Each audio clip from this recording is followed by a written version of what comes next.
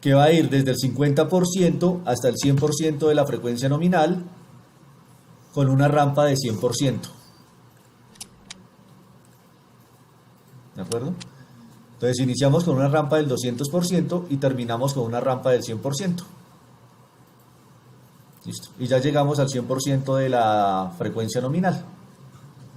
¿Okay? Entonces esa va a ser nuestra curva de arranque. Entonces es básicamente la forma en la cual uno programa el variador de velocidad. No todos los variadores permiten hacer esto. Hay variadores como por ejemplo los que nosotros trabajamos aquí en el laboratorio que solo permiten una rampa. O sea, arranque en 0 y termine en el 100% con la misma rampa. No puedo tener 2, 3 o varias rampas. ¿Sí? Ya un variador un poco más complejo permite hacer esto. Un arranque inicial con un porcentaje de ascenso y otro arranque final con otro porcentaje. Entonces arranco rápido y luego un poco más lento. Claro que sí. Entonces, ¿qué tenemos? Arranque en t igual a 0. Entre t igual a 0 y t igual a 10 segundos tenemos una rampa de ascenso del 200%, la frecuencia inicial es de 0%, 0 Hz, y la frecuencia final en ese primer punto es de 50%, es decir, 30 Hz. Entonces, arrancamos con una rampa del 200% y llegamos a 30 Hz. Luego, seguimos con una rampa del 100% y pasamos de 30 Hz a 60 Hz, es decir, el 100% de la frecuencia nominal. Y después de eso ya seguimos con frecuencia constante. Es lo que decimos acá.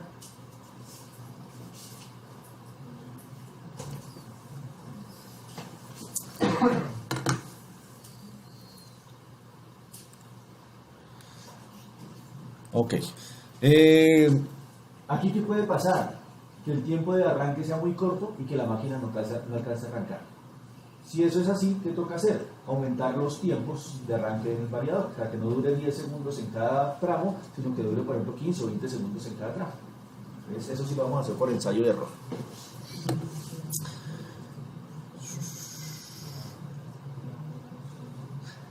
Vamos al módulo de arranque de la máquina.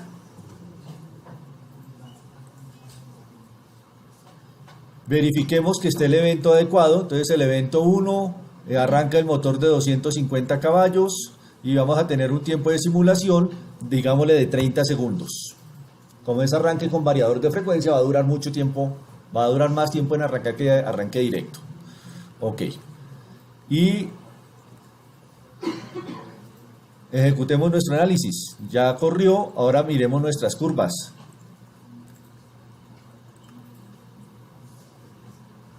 ¿Listo?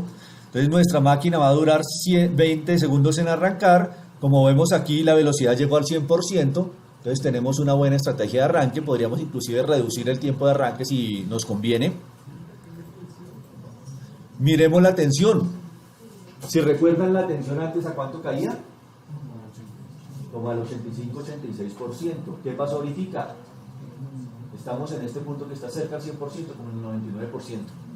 Es una ventaja fuerte del arranque con variador de velocidad, arranque suave, es que al no tener corrientes de arranque tan grandes, miremos la corriente de arranque. Antes llegábamos a corrientes de arranque del orden de 600 amperios, ahora miren, 60 amperios.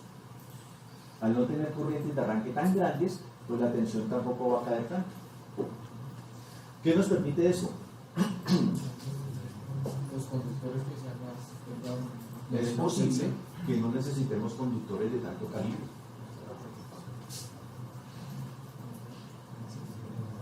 Una opción. Segundo, el ajuste de la protección va a ser mucho más fácil. Como ya no tenemos esa curva de arranque tan fuerte, sino esta, entonces ya no necesitamos tener una protección corrida bien hacia la derecha, ¿cierto?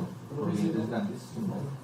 Si uno tiene el variador, necesita protección, necesita una protección de sobrecorriente. Sí, porque yo puedo tener un cortocircuito en la entrada del variador. Si nosotros miramos nuestra topología, bueno, ¿protección de qué? Del ramal, sí. Del motor, no. De la carga. Listo. Entonces, en este caso, ¿necesito protección acá? Si el variador de frecuencia tiene protección, se llama un variador de frecuencia autoprotegido, no necesito protección del motor. El variador ya actúa como protección. Lo del ramal, sí, porque yo puedo tener un cortocircuito en el alimentador, un cortocircuito en la entrada del variador, entonces sí necesito protección del ramal. Entonces esa protección sí va. La que posiblemente, si el variador lo permite, me ahorro, es la protección que baja. Pero protege contra sobrecarga y Bajo voltaje, ausencia de base, alto voltaje. Si yo compro un variador que tenga esas protecciones, lo tiene todo. ¿No? Baja frecuencia, alta frecuencia. Esos variadores modernos tienen protección contra todo, no necesito protección adicional.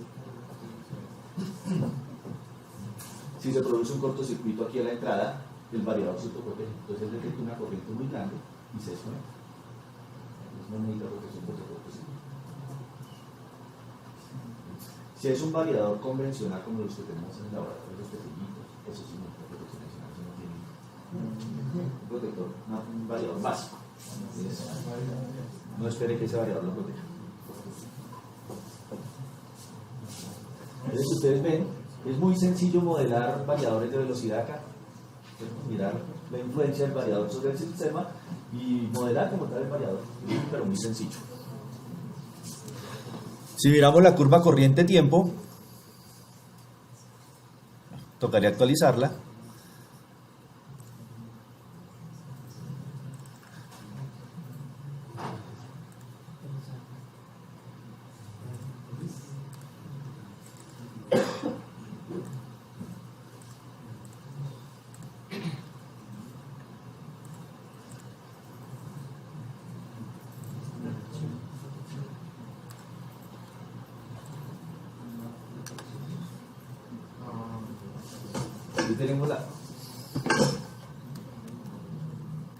Aquí tenemos la curva corriente-tiempo. Ustedes ven ya, estas curvas las podemos correr muy hacia corrientes menores fuertemente. Entonces es mucho más sencillo hacer la coordinación de protecciones y esto tiene una mejora. Si tenemos un sistema muy grande, la coordinación a más arriba se vuelve mucho más sencilla.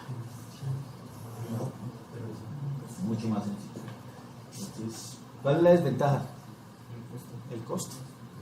Un variador de velocidad bueno de esta potencia puede estar costando 15, 20 millones de pesos, 250 caballos. Digamos, dependiendo de la funcionalidad, pero si utilizáramos un arrancador suave, que es mucho más económico, ¿no nos podría también ayudar a reforzar las protecciones? ¿Cuál es el problema del arrancador suave? Me imagino que está hablando de resistencia serie o arrancador estrella triángulo, que afecta fuertemente la potencia. Si el motor está moviendo un ventilador o una banda de transporte de productos, se puede utilizar el arrancador suave. Si el motor está moviendo una bomba, los arrancadores suaves no son una opción. Yo acabo con variador de frecuencia o arranque, porque las bombas arrancan con farmacia. Bombas de líquido, o una bomba de agua. Entonces, dependiendo de la carga, podría ser. Entonces, si es un ventilador, sí, yo puedo cambiar de variador de frecuencia a un variador suave. Y aquí también puedo modelar el arrancador estrella triángulo para un ventilador, por ejemplo. Podría ser. Entonces, no se ve la disminución de corriente en forma tan drástica, pero efectivamente disminuye. La corriente de arranque disminuye del orden de un 40-50%. O sea, el variador no se usa para arrancar bombas. Para bombas grandes, no. Ya una, por ejemplo, si fuera una bomba de 250 caballos, el variador, el arrancador suave, no se debe utilizar para arrancar esa bomba, no le da la potencia. A no ser que el par de arranque del motor sea mucho mayor que el par de arranque de la bomba cargada, no sirve. Por la inercia de la carga. Por la inercia de la carga. ¿Sí? Por la inercia de la carga. Si yo disminuyo, ¿qué hace el arrancador suave? El arrancador estrella triángulo o el arrancador con resistencias en serie o reactancias en serie. Disminuye el voltaje de alimentación del motor en el arranque, eso es lo que hace. ¿Cierto? Pues al disminuir el voltaje, por ejemplo, un arrancador estrella triángulo en raíz de 3, el par de arranque de la bomba disminuye 3 veces. Entonces, si el motor tiene abstención plena, un par de arranque de 200 Nm, con un arrancador estrella triángulo, el par de arranque disminuye alrededor de los 66 Nm. Si la bomba tiene un arranque superior, un par de arranque superior a los 66 Nm, pues ese sistema no va a arrancar. ¿Y ahí qué pasa? La corriente se sube mucho y se dispara la protección. Se va a disparar la protección. Si la protección está bien ajustada, entonces vamos a tener una corriente de arranque durante mucho tiempo, 3, 4, 5, 6, dependiendo del tipo de bomba y el tipo de protección, 10, 15, 20 segundos tiene el momento de arranque, de disparar la protección. Y la bomba no va a arrancar. Con los variadores de frecuencia, por ejemplo, los que tienen rampa ajustable permiten hacer eso. Si yo voy a mover una bomba, puedo empezar con una rampa del 800%, garantizando que la bomba arranque. Y ya después una rampa sola. Y unas 4 pendientes, entre 800, 400, 200 y 100. Con eso garantizo un par de arranque fuerte, que me garantice que le arranque la bomba.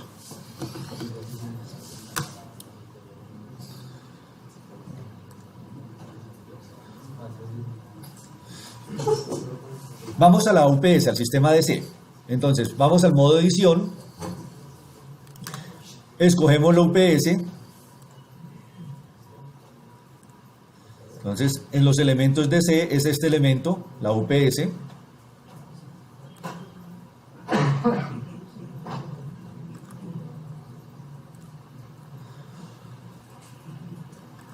Esta UPS la vamos a conectar de un nodo, llamémoslo nodo 3. Vamos a tener un alimentador entre el tablero general de distribución y el nodo 3, un cable.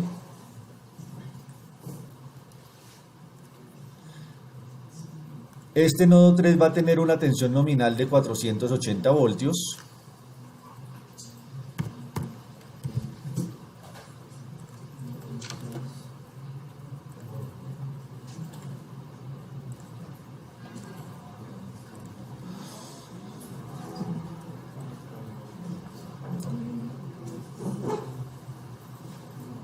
Vamos a colocar un nodo a la salida de la UPS.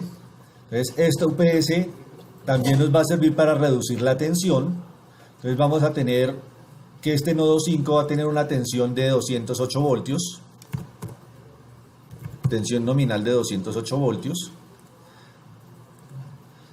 Y conectamos la UPS tanto a entrada como a salida.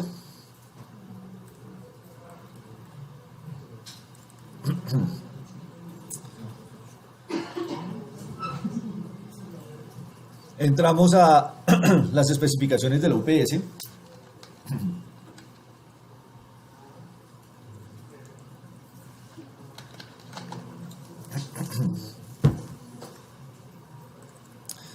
En rating, en la ficha rating, vamos a especificar el voltaje de entrada. Entonces ahí, como ya habíamos especificado el voltaje en los nodos, queda que el voltaje de entrada es de 480 voltios. El voltaje de salida es de 208 voltios, los vamos a dejar así como están. Y vamos a tener una eficiencia de la UPS del 90%. Esta eficiencia ya tiene en cuenta la corriente de carga de baterías. Entonces la eficiencia total. Entonces es una eficiencia de una UPS buena. Y vamos a tener una UPS, digámosle, de 500 kilovatios.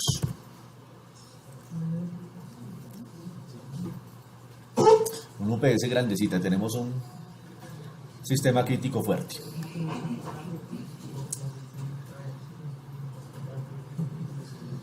Y vamos a trabajar con un voltaje DC nominal, es decir, la entrada de baterías, la entrada del inversor de 48 voltios.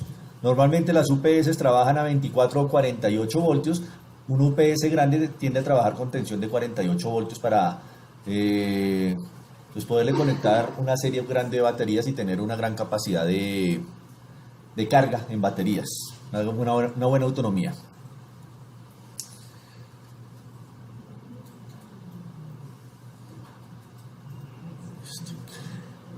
Este dato es bien importante sobre todo para el análisis de cortocircuito, y es una de las ventajas de utilizar UPS en sistemas, y es cuál es la máxima corriente de salida de la UPS. Entonces aquí utilizamos una máxima corriente de 150%. Si la corriente nominal es de 1700 amperios, vamos a decir que esa corriente máxima va a ser el 1.5 veces la corriente a plena carga. ¿Sí?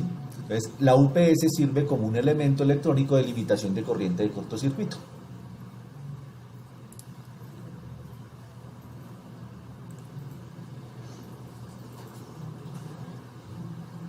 En la parte de carga tenemos dos opciones. Una, decirle que tiene una carga como un porcentaje de la potencia nominal. Entonces simplemente aquí a la salida de la UPS va a tener una carga conectada que no necesitamos colocarla, simplemente aquí se le dice es tanto porcentaje de la potencia nominal de la UPS. O la segunda forma, si queremos modelar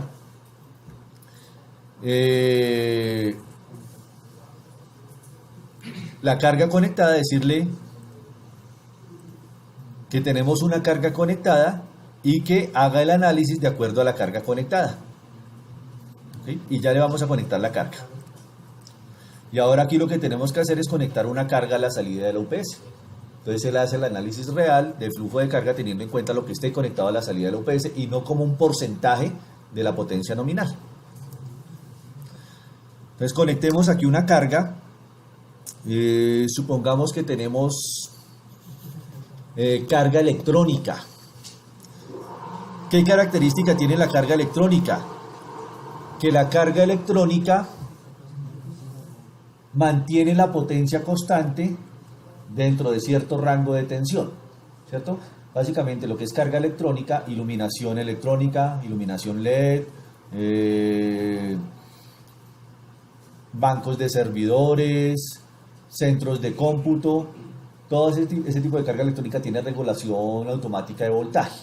La potencia que consume la carga es independiente del voltaje, siempre y cuando el voltaje esté dentro del rango del regulador.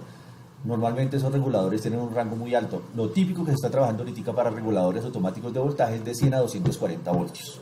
Si uno mira los drivers de los luminarias LED, las fuentes de servidores, mantienen potencia de entrada constante, independiente si el voltaje está entre 100 y 240 voltios. Entonces, ese tipo de carga se modela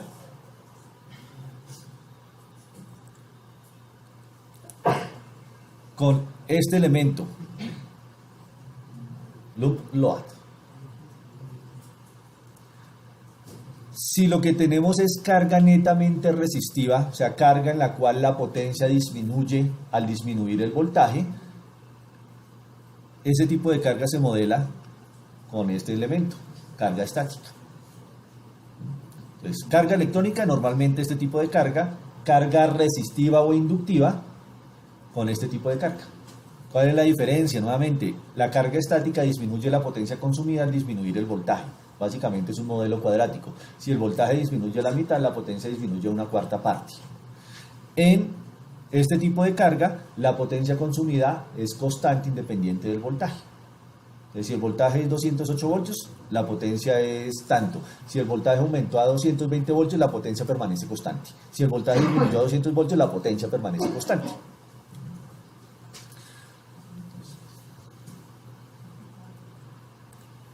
Entonces trabajemos con esta carga electrónica, conectemos la carga al nodo 5 y especifiquemos la carga.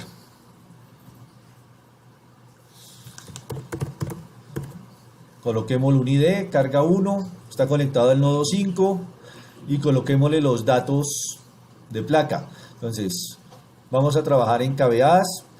Aquí especificamos qué tanto porcentaje de esa carga tiene potencia constante, es decir, la potencia no varía con el voltaje, y qué tanto de esa carga tiene impedancia constante. Entonces, si yo tuviera, por ejemplo, un sistema de refrigeración con resistencias eléctricas conectada a ese mismo circuito, podría decir, mira, el 20% de la carga es de impedancia constante, la potencia varía con el voltaje, y el 80% de la carga es de potencia constante, la potencia es constante independiente del voltaje. Si el 100% de la carga es electrónica, pues simplemente es esto. 100% de la carga constante y nada, 0% de impedancia constante. Entonces dejémoslo de esta forma. ¿Cuál es la potencia de esa carga? Entonces digamos que tenemos una carga de 400 kilovatios.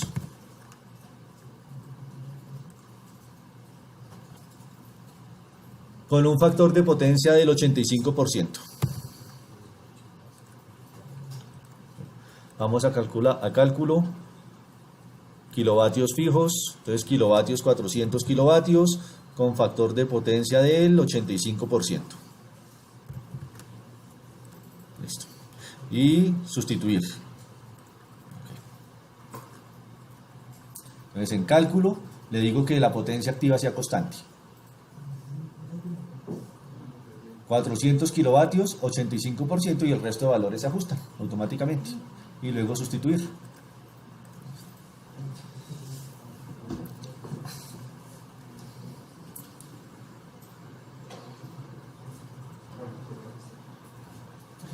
Y aquí están las categorías. Entonces, categoría de diseño, estamos trabajando con el 100% de la carga. Si yo quiero trabajar con un porcentaje menor, le puedo decir, bueno, en diseño quiero trabajar con el 110% de la carga.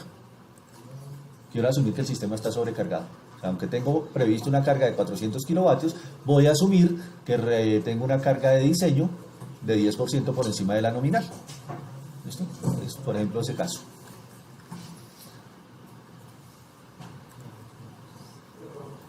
En cortocircuito, ¿cómo es el modelo de la carga en cortocircuito? Si tenemos conexión en delta, conexión en Y, si la Y tiene el neutro abierto o tiene el neutro sólidamente conectado a tierra. ¿Y cuál es el aporte de esa carga a la corriente de cortocircuito? Si es un aporte alto, si es un aporte medio o si es un aporte bajo. Entonces dejémoslo en un aporte bajo.